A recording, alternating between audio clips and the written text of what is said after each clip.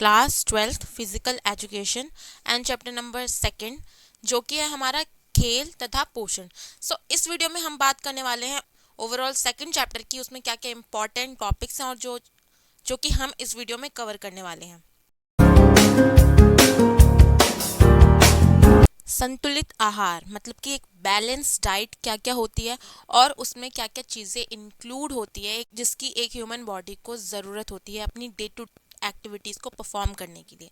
हम देखते हैं कि संतुलित आहार वह आहार जिससे व्यक्ति को शरीर के लिए सभी आवश्यक तत्व उचित मात्रा में प्राप्त हो, संतुलित आहार कहलाता है। तो हम इसको ऐसे समझते हैं, कोई भी इंसान है अगर वो अपना लंच ले रहा है, अपना डिनर ले रहा है या अपना ब्रेकफास्ट ले रहा है, उस उसमें ना केवल खाना कि हम सिर्फ पेट भरने के लिए खाना खा रहे हैं, नहीं, उसमें जो भी एक एडिकेट मात्रा में न्यूट्रिशंस शामिल होने चाहिए जो जिसकी एक ह्यूमन बॉडी को बहुत ज़्यादा ज़रूरत होती है। यहाँ पे जैसे कि बताया गया है, वसा, प्रोटीन, कार्बोहाइड्रेट, जल और विटामिन।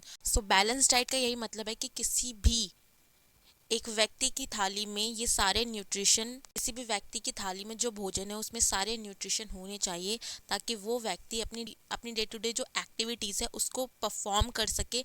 ना उसको उसको ना तो ज़्यादा थकावट हो, ना वो ज़्यादा, मतलब अगर ये सारी प्रोटीन, कार्बोहाइड्रेट अगर उसकी डाइट में प्रॉपर रूप से इंक्लूड नहीं होंगे तो उसको कई बीमारियों का सामना करना पड़ सकता है, उसको खेल में थकावट बहुत जल्दी हो सकती है। इसके बारे में हम आगे पढ़ेंगे।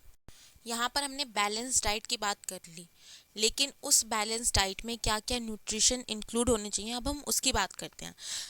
पोषण एक ऐसी प्रक्रिया है जिसमें शरीर का भोजन कोशिकाओं की मरम्मत, वृद्धि और पौष्टिक पदार्थों को सोख कर शारीरिक आवश्यकताओं की पूर्ति करता है। मतलब कि हमारी डाइट में जो भी न्यूट्रिशन इंक्लूड होते हैं, क्या करते हैं, उनका बेसिकली काम यही होता है, जो भी हमारी बॉडी क्या है, हमारी बॉडी सेल से बनी हुई है, वो सेल की मरम्मत करता है।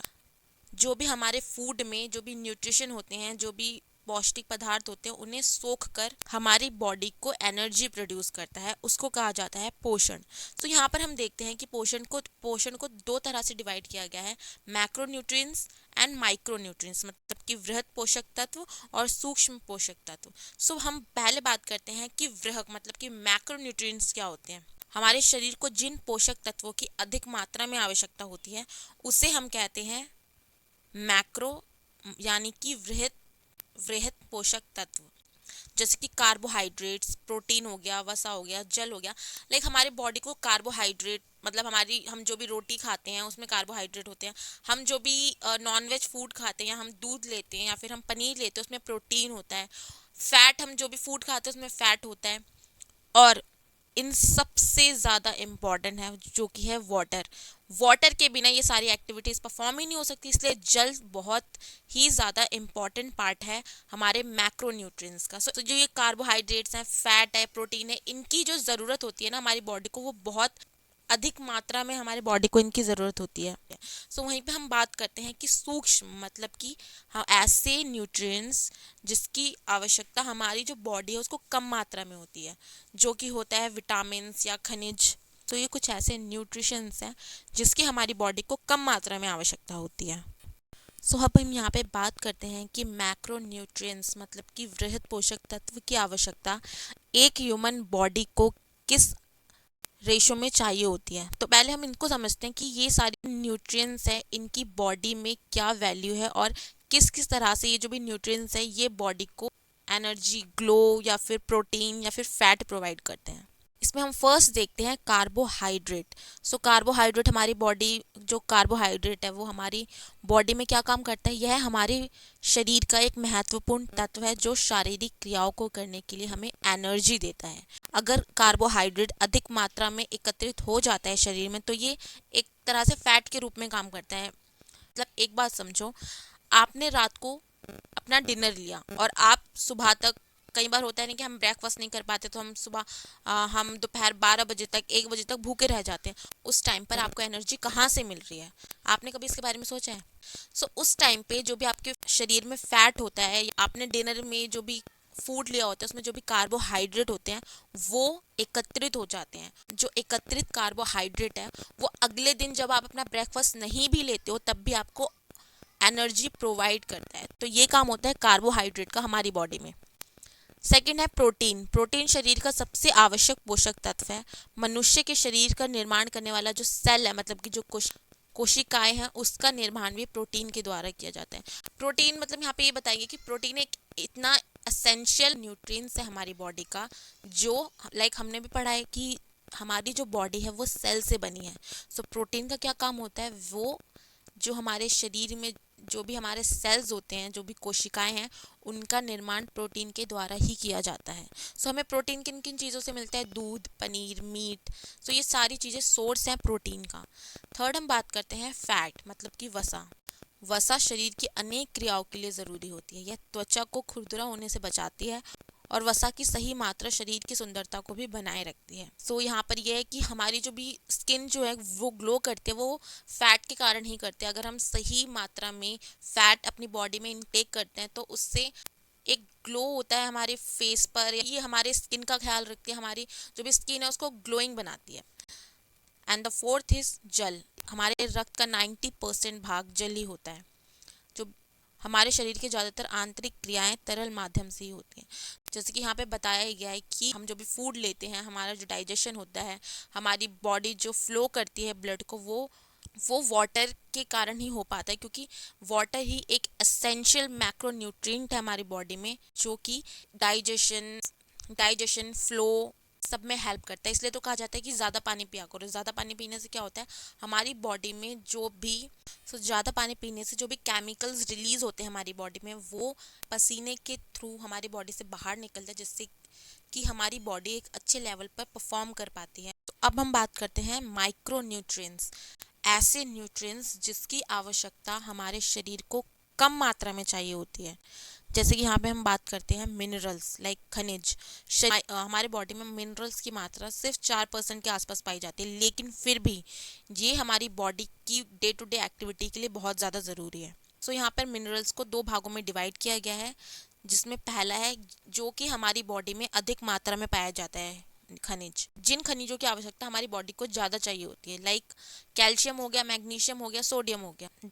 जो कैल्शियम है हमारी शरीर में अधिक मात्रा में पाया जाने वाला मिनरल्स है। सो कैल्शियम क्या काम करता है, कैल्शियम हमारे हेल्दी टीथ, हमारी हड्डियों के लिए बहुत ज़्यादा ज़रूरी होता है, और जो कि हम देखते हैं कैल्शियम हमें दूध और हरी सब्जियों में पाया जाता है। सेकेंड हम बात करते हैं मैग्नीशियम की। हमारे शरीर में कोशिकाओं का रखरखाव और टूट फूट की मरम्मत करता है मैग्नीशियम। मतलब कि हमारी जो बॉडी है, हमारा बॉडी सेल से बना है, सेल की रखरखाव करता है। और जब भी हमें कोई चोट लग जाती है और हम मेडिसिन लेते हैं, तो जो हमारी जो चोट है वो धीरे धीरे रिकवर होने लगती है, वो काम मैग्नीशियम का ही होता है। सो जो मैग्नीशियम का सोर्स है वो है मीट और ब्राउन राइस। अब हम बात करते हैं फोस्फोरस की। सो यह हड्डी और दांतों के निर्माण के लिए ज़रूरी होता है। और ये कहाँ पाया जाता है, ये पाया जाता है मछली में और अंडों में। सो ये कुछ माइक्रो न्यूट्रिएंट्स हैं जो कि हमारी बॉडी की मरम्मत के लिए, हमारे दांतों के निर्माण के लिए और हमारे सेल्स की देखभाल के लिए बहुत ज़्यादा ज़रूरी होते हैं। सो हमने वहाँ पे पढ़ा था मैक्रो न्यूट्रिएंट्स और उनका क्या काम होता है, और यहाँ पे हमने पढ़ा है माइक्रो न्यूट्रिएंट्स। यहाँ पे हम बात करते हैं कम मात्रा में पाए जाने वाले खनिज, मतलब कि ऐसे मिनरल्स जिनकी आवश्यकता हमारी बॉडी को कम मात्रा में चाहिए होती है। सो इसमें हम फर्स्ट बात करते हैं लोहा, मतलब कि आयरन। कम मात्रा में पाए जाने वाले खनिज तत्वों में से महत्वपूर्ण है। एंड 75% एंड 80% अंश जो लोहा है, मतलब कि जो आयरन है, उसका हीमोग्लोबिन में पाया जाता है। सो हीमोग्लोबिन क्या होता है, हीमोग्लोबिन एक प्रोटीन होता है जो कि हमारे सेल में पाया जाता है। सो उसके फॉर्मेशन के लिए आयरन की ज़रूरत पड़ती है। सो यहाँ पर हम बात करते हैं कि हीमोग्लोबिन का एक्चुअल में क्या काम होता है हमारी बॉडी में। हीमोग्लोबिन हमारे रेड ब्लड सेल्स में पाया जाता है, जो कि एक प्रोटीन होता है। जो हीमोग्लोबिन है उसका क्या काम होता है, हीमोग्लोबिन हमारे लंग्स से ऑक्सीजन को कैरी करता है और हमारी जो बॉडी में अदर ऑर्गन्स हैं वहाँ तक पहुँचाता है ऑक्सीजन को। और जो सेकंड काम होता है हीमोग्लोबिन का, वो ये होता है कि वो टिश्यूज से कार्बन डाइऑक्साइड को कलेक्ट करता है और हमारे लंग्स तक पहुँचाता है। आयरन के क्या क्या स्रोत हैं, किन चीज़ों से हमें आयरन मिल सकता है। आयरन हमें मीट से, पालक से और सूखे मेवों से मिल सकता है। आयोडीन का क्या काम होता है हमारी बॉडी में। जो थायराइड ग्लैंड होते हैं हमारी बॉडी में, उनका मेन फंक्शन होता है हमारी बॉडी में हम जो भी एक्टिविटी करते हैं हमें एनर्जी मिलती है, हमारी बॉडी में मेटाबॉलिज्म है, ग्रोथ होता है हमारी बॉडी में, डेवलपमेंट होता है, उन सबको रेगुलेट करने का काम थायराइड ग्लैंड करता है। एंड जो थायराइड ग्लैंड है उसको सुचारू रूप से काम करवाने में आयोडीन की ज़रूरत होती है। सो आयोडीन का जो हमें सोर्स है, आयोडीन जो है हमें वो नमक से, मछली, इन सारी चीज़ों से हमें आयोडीन मिल सकता है। अब हम थर्ड बात करते हैं, वो है तांबा, इट मीन्स कॉपर। इसका क्या काम होता है? शारीरिक मानसिक गतिविधियों के लिए कॉपर ज़रूरी होता है। हमारा ब्रेन किस तरह से फंक्शन करता है उसके लिए हमें कॉपर की ज़रूरत होती है। अगर कॉपर हमारी बॉडी में कम हो जाता है तो लाइक जब भी हमें कोई चोट लगती है तो वो घाव भरने में बहुत ज़्यादा टाइम लगता है। सो इसके क्या सोर्सेज है कॉपर के? अंडे और दालों से हमें कॉपर मिल सकता है, यानी कि तांबा मिल सकता है। Let's move on our next topic, जो कि है आहार के गैर पोषक तत्व, मतलब नॉन न्यूट्रिटिव कंपोनेंट्स। तो ये क्या होते हैं? जैसे कि हमें नाम से पता चल रहा है, ऐसे पोषक तत्व जिनसे हमारी बॉडी को कोई भी कैलोरी नहीं मिलती, ये होते हैं आहार के गैर पोषक तत्व। मतलब ना तो इनसे हमारी बॉडी को कोई प्रोटीन मिलता है, ना इनसे हमारी बॉडी को कोई कार्बोहाइड्रेट, प्रोटीन या फैट मिलेगा, बट सो ये हमारी बॉडी को ऐसे कोई भी न्यूट्रिटिव कंपोनेंट्स है वो प्रोवाइड नहीं कराते। जिसमें हम फर्स्ट बात करते हैं फाइबर। फाइबर क्या है? भोजन का वह भाग जो मनुष्य की आंतों द्वारा नहीं पचाया जा सकता, और फाइबर से भोजन का परिणाम बढ़ता है और आंतों के विकार दूर होते हैं और इससे हृदय रोग नहीं होता। इसी इजी लैंग्वेज में समझो कि फाइबर क्या होता है। जब भी हम कोई फूड इनटेक करते हैं, चाहे वो रोटी हो, चाहे वो या ग्रेन्स या फिर फ्रूट्स, सो इन सारे फूड में हमें फाइबर मिलता है। तो फाइबर का यहाँ पर क्या काम होता है कि वो हमारे डाइजेस्टिव सिस्टम को सही रखता है। इट मीन्स कि वो हमारे, जब भी हम कोई फूड इनटेक करते हैं और उस फूड की प्रोसेसिंग के बाद, डाइजेशन के बाद जो भी हमारा अनडाइजेस्टेड फूड बचता है वो हमारे शरीर से, वो हमारी बॉडी से अगले दिन बाहर आ जाते हैं। हमारी बॉडी में जितना भी वेस्ट है उसको बाहर लाने में फाइबर हेल्प करता है। जो फाइबर है उसका, अगर हम उसके सोर्स की बात करें तो जड़ वाली सब्जियां, जौ, मछली, इन सारी चीज़ों में हमें फोक यानी कि फाइबर मिल सकता है। जिसमें सेकंड है वो है स्वाद यौगिक। मतलब कि कुछ ऐसे कंपोनेंट होते हैं हमारे भोजन में जो सिर्फ स्वाद या गंध के लिए प्रयोग किए जाते हैं, मतलब उसमें खुशबू डालने के लिए। लाइक चाय, कॉफ़ी, हम चाय में चाय पत्ती डालते हैं, कॉफ़ी में हम कॉफ़ी पाउडर डालते हैं, जिससे कि उसकी एक जो खुशबू है वो बढ़ जाती है। लेकिन ये जो भी पाउडर है ये हमें ना तो ऊर्जा देते हैं ना तो पोषण देते हैं। और इसमें थर्ड है रंग यौगिक। मतलब कि कुछ प्राकृतिक खाद्य पदार्थ जैसे कि फल सब्जियां हो गया, इनका कोई ना कोई रंग होता है, ठीक है। सो ये होते हैं रंग यौगिक। बट कई बार क्या होता है, हम मार्केट में देखते हैं, जब भी हम फ्रूट्स लेने जाते हैं तो हम देखते हैं ना, कई बार उन फ्रूट्स को बेचने के लिए जो भी दुकानदार होते हैं उस पर कलर चढ़ा देते हैं, जो कि बहुत ज़्यादा हार्मफुल होता है हमारी बॉडी के लिए। सो ये कुछ ऐसे नॉन न्यूट्रिटिव कंपोनेंट्स है जो कि हमारी बॉडी में कोई भी कैलोरी उपलब्ध नहीं कराते, लेकिन फिर भी हम इन्हें अपनी डे टू डे लाइफ में शामिल करते हैं। खेल प्रदर्शन पर आहार का क्या प्रभाव पड़ता है? जो भी हमारे एथलीट होते हैं, जो भी हमारे प्लेयर्स होते हैं, जब वो कोई गेम या फिर जब भी वो कोई स्पोर्ट्स खेलते हैं तो उसमें उन्हें क्या क्या न्यूट्रिशन कंपोनेंट्स की आवश्यकता होती है।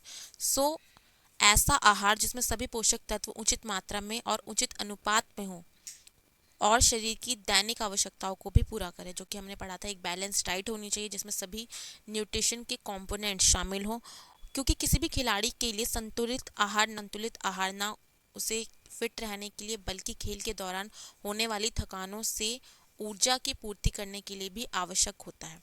सो कोई भी स्पोर्टमैन है या कोई भी एथलीट है, सो उसे एक बैलेंस डाइट लेनी चाहिए जिसमें प्रॉपर कार्बोहाइड्रेट, प्रोटीन, फैट, ये सारी चीज़ें मौजूद हो, जिसमें प्रॉपर मिनरल्स मौजूद हो। और ऐसा नहीं है कि अगर आप कोई भी स्पोर्ट्स पर्सन है, अगर कोई भी खेल मतलब आधे घंटे में या 1 घंटे में स्टार्ट होने वाला है, तो ऐसा ना हो कि वो अपना कोई भी नॉनवेज जिसमें बहुत अधिक कार्बोहाइड्रेट या फैट पाया जाए वो उस वक्त लेना।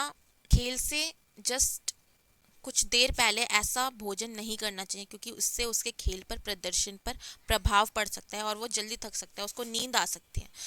सो आमतौर पर एक खिलाड़ी को लगभग 5,000 कैलोरीज की ज़रूरत पड़ती है, जिसमें 4 भाग उसमें कार्बोहाइड्रेट का होता है, 1 भाग वसा का होता है और 1 भाग प्रोटीन का होता है। मतलब इसको हम ऐसे समझ सकते हैं कि 4:1:1, मतलब इस वे में उसे ये जो न्यूट्रिशन है उसे इस प्रोपोर्शनल रेट में लेना होता है, तभी वो एक अच्छा प्लेयर साबित होगा और अपने खेल के दौरान एक अच्छे वे में खेल पाएगा। सो यहाँ पर अब हम बात करते हैं कि बॉडी मास इंडेक्स किसी भी एक हेल्दी पर्सन के लिए उसका सही वेट क्या होना चाहिए। सो बॉडी मास इंडेक्स क्या होता है? बॉडी मास इंडेक्स स्वस्थ भार याद करने के लिए सर्वाधिक प्रचलित एक तरीका है, मतलब बहुत ज़्यादा पॉपुलर तरीका है, जिससे कि हम एक हेल्दी वेट जो है वो हम कैलकुलेट कर सकते हैं। सो इसका एक फॉर्मूला होता है बॉडी मास इंडेक्स का, जो कि होता है हमें पहले अपने शरीर का भार, मतलब कि हमें अपने शरीर का वेट रखना होता है किलोग्राम में। उसके बाद हमें हमारी बॉडी की जो भी हाइट है उसको मीटर्स में रखना होता है, और हमारी जो हाइट है उसको हम स्क्वायर में 2 बार मल्टीप्लाई कर देंगे। जिस फॉर एग्जाम्पल यहाँ पर हम ऐसा मान लेते हैं बॉडी मास इंडेक्स, किसी ह्यूमन बीइंग का वेट जो है वो 70 kg है। उसके बाद हम उसकी हाइट माप लेते हैं, उसकी हाइट हमने देख ली यहाँ पर। उसकी हाइट यहाँ पे मेंशन कर देते हैं 1.70, जो कि यहाँ पे मीटर्स में है। उस 1.70 को हम 2 बार मल्टीप्लाई करेंगे, जिसके बाद जो कैलकुलेशन वो इस तरह से हो जाएगी 2.89, और फिर हम 70/2.89 इसको हम डिवाइड कर देंगे, तो हमारा एक सही बॉडी वेट आ जाएगा, जो कि हो जाएगा 24.22। सो यहाँ पे ये भी मेंशन किया गया है कि किसी भी ह्यूमन बीइंग के लिए एक सही बॉडी वेट क्या होता है। सो यहाँ पे कुछ वेट्स मेंशन किए गए हैं, जहाँ पर ये बताया गया है कि एक ह्यूमन बीइंग कब अंडर वेट, नॉर्मल वेट और ओवर वेट हो सकता है। सो इसमें हम फर्स्ट देखते हैं, जो भी व्यक्ति जिसका भी जो वेट है वो 18.5 से बिलो है, उस वो आ जाएगा अंडर वेट की कैटेगरी में। और जो भी व्यक्ति जिसका वेट 18 से लेकर 24 की कैटेगरी में है, वो उस पर्सन को हम कहेंगे एक नॉर्मल वेट। ओके, सो यहाँ पर अगर कोई व्यक्ति जिसका वेट 25 से 29 की कैटेगरी में आता है, तो उसका वेट हो जाएगा ओवर वेट। एंड 30 से अबव आ जाता है तो वो व्यक्ति आ जाएगा ओबेसिटी की कैटेगरी में। सो यहाँ पे कुछ मानदंड मेंशन किए गए हैं कि कौन सा under weight and normal weight और बाकी की कैटेगरीज होती है। सो यहाँ पर जो भी हमने कैलकुलेशन के थ्रू एक बॉडी वेट निकाला है 24.22, तो ये कौन सी कैटेगरी में आ जाएगा? सो ये जो वेट है वो आपको नीचे आंसर में मेंशन करना है कि ये कौन सी कैटेगरी में आएगा। जो 24.22 का वेट है, कौन सी कैटेगरी का वेट है? Under weight, normal weight, over weight या ओबेसिटी। सो भोजन असहनशीलता क्या है, मतलब कि फूड इंटॉलरेंस क्या है? अब हम इसकी बात करते हैं। शरीर की वह स्थिति जिसमें हमारा शरीर भोजन के विशेष तत्वों को अवशोषित करना बंद कर दे, खाद्य असहिष्णुता कहलाता है। जब हमारे बॉडी में प्रॉपर डाइजेशन ना हो पाए, हमारे हमारे पेट में दर्द होने लगे, एसिडिटी, कॉन्स्टिपेशन जैसी प्रॉब्लम होने लगे, तो उसको कहा जाता है भोजन असहनशीलता। सो इससे बचने के क्या उपाय हैं? ताज़ा भोजन करें, तले पदार्थों से दूर रहें, अधिक मात्रा में पानी पीते रहें और अधिक मात्रा में भोजन ना करें। सो ये सारे तरीके हैं जिससे कि हम भोजन असहनशीलता, मतलब कि फूड इंटॉलरेंस से बच सकते हैं। यहाँ पर हम बात करते हैं कि डाइटिंग कौन लोग करते हैं और इससे क्या क्या नुकसान हो सकते हैं। सो दुबले पतले होने की चाह में अक्सर व्यक्ति अपना खाना पीना इतना कम कर देता है कि उसके शरीर को जो भी प्रॉपर न्यूट्रिशंस है वो नहीं मिल पाते और वो कुपोषण का शिकार हो जाते हैं। हमने कई लोगों को देखा है कि वो डाइटिंग करते हैं, उनका मानना होता है कि अगर हम खाना खाना छोड़ देंगे या फिर हम कम खाना खाएंगे तो हम पतले हो जाएंगे। बट ऐसा नहीं है। इससे क्या होगा, उनकी जो बॉडी है, जो भी उनकी बॉडी को न्यूट्रिटिव कंपोनेंट्स की आवश्यकता है वो नहीं मिल पाएगी, जिसके कारण वो कुपोषण का शिकार हो सकते हैं। उनकी बॉडी में प्रॉपर जो न्यूट्रिशंस है उनकी मात्रा उसकी कम बॉडी को कैलोरीज की आवश्यकता उसकी बॉडी में कम हो जाएगी, और जिसके कारण उसकी हड्डियां कमज़ोर हो सकती हैं। लाइक इसमें फर्स्ट है अपर्याप्त पोषण, मतलब कि इसमें क्या होगा, जो व्यक्ति है वो डाइटिंग के कारण वक्त का खाना छोड़ देना, जो भी बॉडी कॉम्प्लेक्शन है वो फीका पड़ सकता है। और जो भी उसकी जब कोई भी ह्यूमन बीइंग डाइटिंग करने की शुरुआत करता है तो क्या होता है, वो सोचता है कि अगर हम सुबह ब्रेकफास्ट ना करें या हम रात को डिनर ना करें तो हम हमारे इससे वजन कम हो जाएगा। बट ऐसा नहीं होता। कहीं कहीं जो सर्वेज है उसमें ये पता चला है कि ऐसा करने से जो व्यक्ति है वो एक टाइम तो खाना खाना छोड़ देता है, बट जब वो नेक्स्ट टाइम खाना खाता है तो उससे वो ज़्यादा कैलोरीज इनटेक कर लेता है, और जिससे उसकी बॉडी को अगेन नुकसान हो सकते हैं। पेय पदार्थों को प्राथमिकता। जब एक व्यक्ति डाइटिंग कर रहा होता है तो वो जितने लिक्विड डाइट है वो लेता है। जब वो लिक्विड डाइट लेता है तो उसमें वो चाय, कॉफ़ी वो बहुत अधिक मात्रा में लेना शुरू कर देता है, जिससे क्या होता है कि वो ये तो भूल जाते हैं कि जो भी ये लिक्विड डाइट है उसमें कैलोरीज की मात्रा बहुत अधिक होती है, जिससे अगेन उसकी डाइटिंग के नुकसान हो सकते हैं और उसकी बॉडी पर बहुत ज़्यादा इम्पैक्ट पड़ सकता है। ये कुछ नुकसान है। ऐसा नहीं कि हमें एकदम से डाइटिंग शुरू कर देनी चाहिए, नहीं।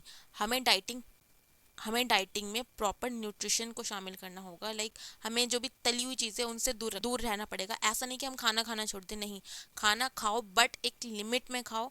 जो भी हमारा रूटीन है उससे हम, अगर हमारे फूड में 4 रोटियां शामिल हैं तो उसमें हम 2 रोटियां खाएं। इस तरह से डाइटिंग किया जाता है। वरना अगर इस तरह से डाइटिंग की जाएगी तो हमारी बॉडी को बहुत ज़्यादा इम्पैक्ट जो है टॉलरेट करने पड़ सकते हैं। बच्चों के लिए पूरक आहार मतलब कि जो फूड सप्लीमेंट्स होते हैं उनकी क्या ज़रूरत होती है बच्चों के लिए। आजकल हम देखते हैं कि बहुत से बच्चे कंप्यूटर पे फ़ोन पे लगे रहते हैं और वो अपना प्रॉपर न्यूट्रिशन नहीं लेते हैं, जिसके कारण क्या होता है उनकी बॉडी में जो डेवलपमेंट है या ग्रोथ है उसकी बहुत ज़्यादा समस्या हो जाती है। जिसके कारण जो पेरेंट्स हैं वो अपने बच्चों को अक्सर मल्टीविटामिन्स की गोलियां या फिर लाइक जो मिल्क पाउडर आता है जिसमें बहुत सारे न्यूट्रिशन मौजूद होते हैं वो अपने बच्चों को देते हैं। सो ऐसे न्यूट्रिशन और मल्टीविटामिन्स या फूड पाउडर को कहा जाता है बच्चों के आहार पूरक। सो ये क्यों यूज़ किया जाता है भोजन में, अगर प्रॉपर न्यूट्रिशन नहीं मिल रहा तो उसकी पूर्ति के लिए। और भोजन में जो भी पोषक तत्वों की कमी है लाइक कार्बोहाइड्रेट, प्रोटीन, विटामिन्स, इनकी जो कमी है इनको फुलफिल करने के लिए जो है पोषक तत्व जो है बच्चों को दिए जाते हैं। आवश्यकता पोषक तत्वों की आवश्यकता के निम्नलिखित कारण हो सकते हैं। यदि दिया जाने वाला खाना पौष्टिक नहीं है और उसमें सभी पोषक तत्व ऑफ कोर्स मौजूद नहीं है, तब जो है फूड सप्लीमेंट्स बच्चों को दिए जाते हैं। या खाने से संबंधित विकार या भोजन एलर्जी, या ऐसा मान लो कि किसी बच्चे को फ्रूट से एलर्जी है या किसी बच्चे को किसी पर्टिकुलर फ्रूट से एलर्जी है। उस एलर्जी को दूर करने के लिए कई बार जो मल्टी विटामिन होते हैं या दवा होती है वो बच्चों को दी जाती हैं। या फिर जो भी बच्चे स्पोर्ट्स में होते हैं उनको बहुत ज़्यादा स्ट्रिक्ट ट्रेनिंग दी जाती है।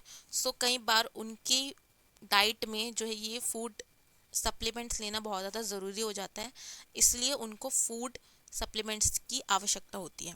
ऑल राइट, सो अब हम बात करते हैं खाद्य मिथक, मतलब कि ऐसे कौन से मिथ्स हैं जो कि आज भी फॉलो किए जाते हैं। सो यहाँ पर क्या है, भोजन को लेकर कई भ्रम है जो सदियों से बने हुए हैं और आज भी वैज्ञानिक ज्ञान होने के बावजूद अधिकतर लोग इन बातों पर आसानी से आज भी हम विश्वास देखते कर हैं ना लेते कि हैं। लोग कहते हैं कि खाना खाते समय अगर पानी पियोगे उससे मोटापा बढ़ जाएगा, और अगर तुमने फिश खाई है तो अगर तुम उसके ऊपर दूध पियोगे तो तुम्हारे पेट में जहर बन जाएगा। भूखा रहने से भार कम होता है, और अगर आपने चावल और आलू का सेवन कर लिया तो आप इससे आपका मोटापा बढ़ेगा। बट इनका कोई साइंटिफिक प्रूफ ही नहीं है, बट फिर भी लोग आज इन सब चीज़ों में विश्वास करते हैं। सो इनको कहा जाता है फूड मिथ्स यानी कि खाद्य मिथक। So that's about in this today's video. Like हमने अपना पूरा चैप्टर कंप्लीट कर लिया है। सो अगर आपकी कोई भी क्वेरी है सो आप नीचे कमेंट बॉक्स में उसको टाइप कर सकते हो। एंड ये वीडियो कैसी लगी आप नीचे कमेंट बॉक्स में टाइप करके बताओ। तब तक के लिए वीडियो को जितना हो सके शेयर करो, लाइक करो, सब्सक्राइब करो। And yes, will meet in our next video with a new chapter. Till then take care, bye bye, keep sharing and keep watching.